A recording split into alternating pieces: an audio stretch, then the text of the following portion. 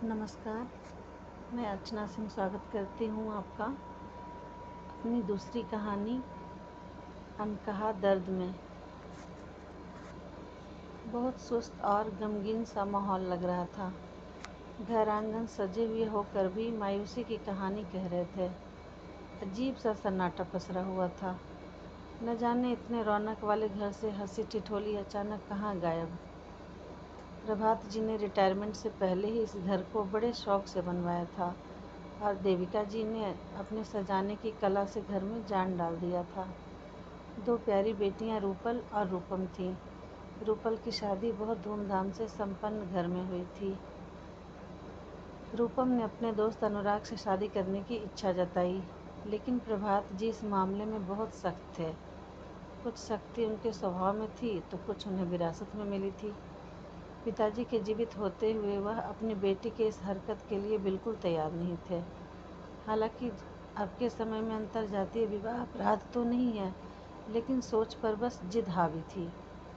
देविका जी ने और रूपल ने भी अपनी ओर से खूब दांव लगा लिया, लेकिन किसी की एक नहीं सुनी प्रभात जी ने।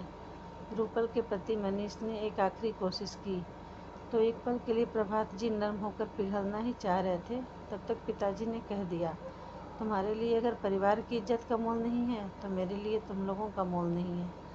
पर असलियत कहीं न कहीं ये भी थी कि जिस परिवेश में वो पले थे उसका मान सम्मान भी रखना था और घर के विरुद्ध भी नहीं जा सकते थे। देखते देखते महीने बीत गए। आए दिन बस इन्हीं बातों को लेकर कलह क्लेश होते रहते थे। देविका जी और प्रभात जी को दूसरे जाति से ज़्यादा कठिन समस्या ये लग रही थी कि परिवार में उसके मम्मी पापा नहीं हैं तो सारी जिम्मेदारी खुद को देखनी पड़ेगी। पर रूपम की आंखों पर अनुराग के नाम की पट्टी लगी हुई थी। वो अनुराग के अलावा कुछ नहीं देख पा रही थी। रूपम घर की स्थिति देखकर समझ गई थी कि उसे अकेले ही खुद के लिए कदम उठाना पड़ेगा। एक दिन उसने घर वालों के लिए चिट्ठी लिखी और मौका देखकर शहर के बाहर मंदिर में जाकर अनुराग से शादी कर लिया। घर के अंदर रिश्तेदारों में बात फैल गई थी। पुलिस को खबर कर दिया गया। जल्दी ही अनुराग के गांव वाले घर को ढूंढ लिया गया जहां वो ठहरे हुए थे। जब रूपल अपने पति के घर से मायके आ गई तो मम्मी का सूजा हुआ चेहरा देखकर उसने मम्मी को दिलासा दिया, मम्मी, हम दोनों साथ मिलकर रूपम से मिलने चलेंगे, आप अपनी तबीयत खराब मत करिए।